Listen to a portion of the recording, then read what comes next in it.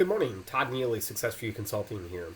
Hey, I wanted to address a topic that came up recently with a client.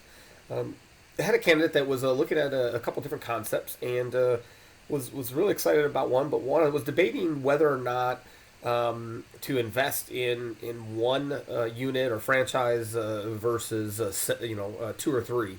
And really the question boiled down to the funding strategy. And ultimately, he was struggling with how am I gonna pay for those additional units, and how am I gonna come up with the funding to do that. So what we talked about was a couple things. The reality is the only real investment that you have to make up front is the territory fee, the territorial rights, and franchise fee, franchise rights.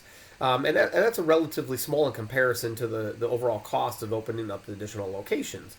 You don't necessarily have to have all the funding for the additional locations at the very startup.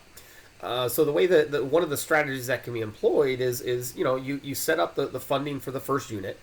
After the unit has been in operation for a period of time and starts to show a history, you can use the performance of that location to now create your funding strategy for the second location. And depending on how far along in the cycle it is and whether it's cash flow positive or not, can determine the percentage of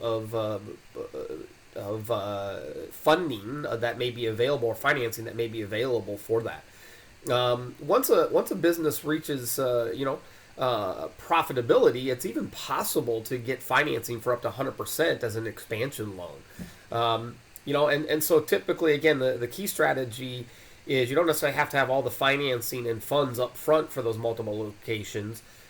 Have the funding up front to buy the license agreements, start the first unit, and then build a plan over 2, 3, 4, 5 years to open additional locations and use the performance of the first locations to help generate the assets and the finance possibilities for the additional locations.